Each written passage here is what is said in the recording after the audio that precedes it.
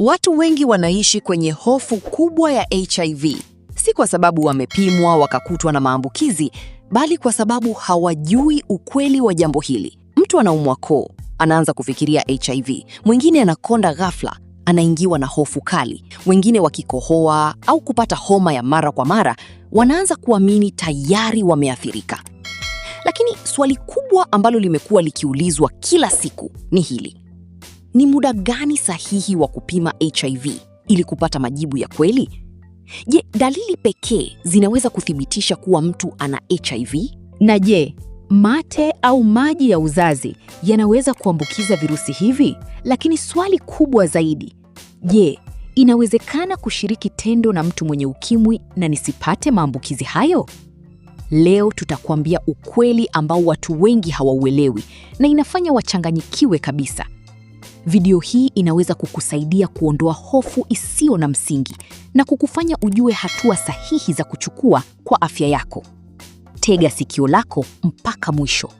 Makala hii imeandaliwa na Dr. Mkina, mtaalamu wa mitishamba kutoka Naturemed Supplies. Namba zake ni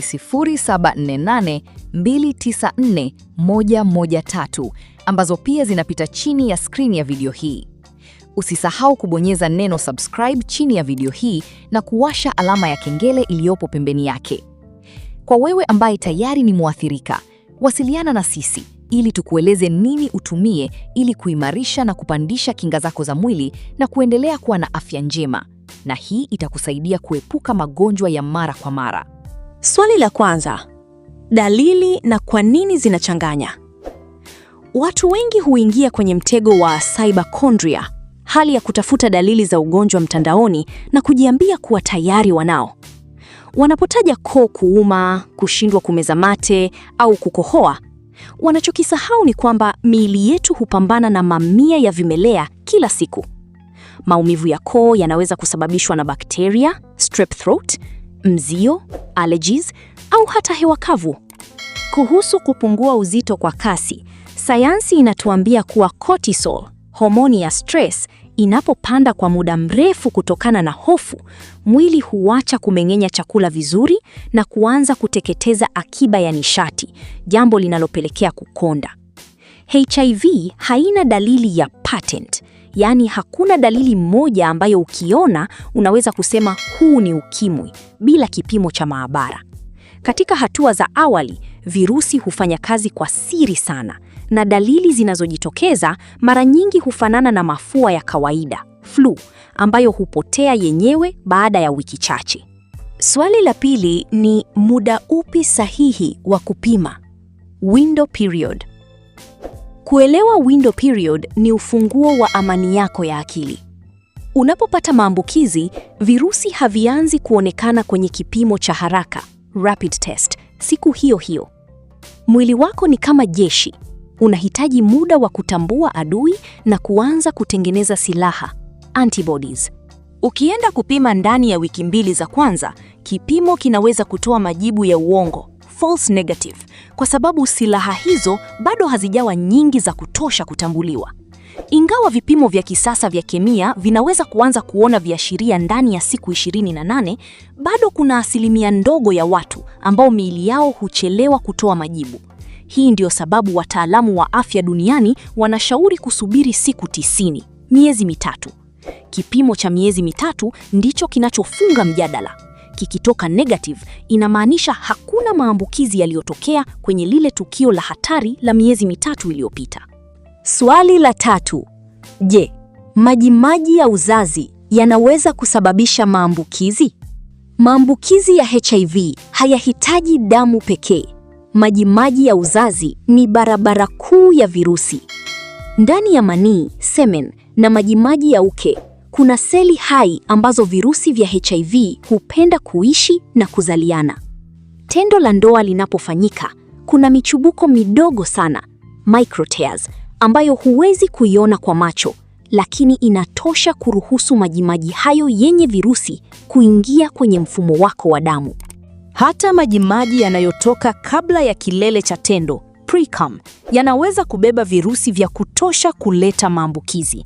Hii ina maana kwamba hata kama hukumaliza ndani, bado hatari ipo pale pale ikiwa kinga haikutumika. Virusi hivi vinatafuta tishu laini, mucous membranes, kama zile zilizopo kwenye sehemu za siri ili kupenya. Swali la 4. Je, mate yanaambukiza HIV? Hapa kuna ukweli wa kisayansi. Mate yana vimeng'enya, enzymes na protini ambazo kwa asili huzuia na kudhoofisha virusi vya HIV. Ingawa chembechembe za virusi zinaweza kupatikana kwenye mate ya mtu aliyeathirika, kiasi hicho ni kidogo mno, negligible, kiasi kwamba hakiwezi kuleta maambukizi. Wataalamu wanasema ili mtu apate HIV kupitia mate, ingehitajika kunywa karibu lita 2 za mate ya mtu aliyeathirika kwa mpigo, jambo ambalo halitokei katika maisha ya kawaida. Hatari pekee ya mdomo ni kama kuna damu kwa damu. Kwa mfano, ikiwa watu wawili wana vidonda vibaya mdomoni au ufizi unaovuja damu na wakashiriki busu la kina sana, hapo kinachoambukiza ni ile damu iliyochanganyika na mate na sio mate yenyewe. Hivyo, kuchangia vyombo au busu la kawaida la salamu ni salama kabisa. Swali la 5. Je, unaweza kushiriki ngono na mwenye HIV na usipate maambukizi? Hili ni swali ambalo wengi hawaliamini, lakini jibu ni ndio, inawezekana, ingawa ni kamari hatari sana. Maambukizi ya HIV hayafanyiki kwa 100% katika kila tendo moja. Kuna mambo yanayoweza kumfanya mtu abaki salama. Viral load. Ikiwa mtu aliye na HIV yuko kwenye dozi ya ARV na virusi vyake vimefubazua kiasi cha kutoonekana kwenye vipimo, undetectable, uwezekano wa yeye kuambukiza ni karibu na 0. Undetectable equals untransmittable. Wakati mwingine michubuko haitokei au virusi havipati mlango wa kutokea kuingia wakati wa tendo hilo moja. Kinga ya mwili ya aliyekutana na virusi inaweza kuwa imara kiasi cha kuzuia virusi visijishike, ingawa hii ni nadra sana. Tahadhari: kutopata maambukizi mara ya kwanza haimaanishi utakuwa salama mara ya pili. Kila tendo jipya ni hatari mpya. Usitumie mifano ya watu walioshiriki na wasipate kama kisingizio cha kutopima au kutotumia kinga. Mwisho wa siku, elimu ndiyo ngao yako bora kuliko hofu. Ikiwa unaona dalili za kuumwa koo au kupungua uzito, nenda hospitali. Inawezekana una malaria, UTI au amiba na unajitesa kwa hofu ya ukimwi bure. Ukimwi wa leo sio ule wa miaka ya 90. Sasa hivi kuna dawa za kuzuia maambukizi hata baada ya kukutana na hatari, PEP, na kuna maisha marefu baada ya kugundulika. Usikubali stress iue mwili wako kabla hata ya virusi. Muda sahihi wa kupima ni miezi 3, na jibu lako likitoka negative, chukua hiyo kama nafasi ya pili uliopewa na maisha ili uanze kuwa mwangalifu zaidi. Pima sasa, ujue afya yako, uishi kwa amani. Mpaka hapa hatuna la ziada. Tafadhali, kama ni mara yako ya kwanza kuona video zetu, na kuomba sana bonyeza neno subscribe chini ya video hii na kuwasha alama ya kengele iliyopo pembeni yake ili uwe wa kwanza kuona video zetu pale tunapo-upload. Like pamoja na kushare video hii ili wengine wajifunze. Makala hii imeandaliwa na Dr. Mkina. Kama unahitaji ushauri wa kiafya au dawa asilia zilizoandaliwa kwa misingi ya kibiolojia, wasiliana na Dr. Mkina. Namba zake ni 0748294113. Pia zinapita chini ya screen ya video hii.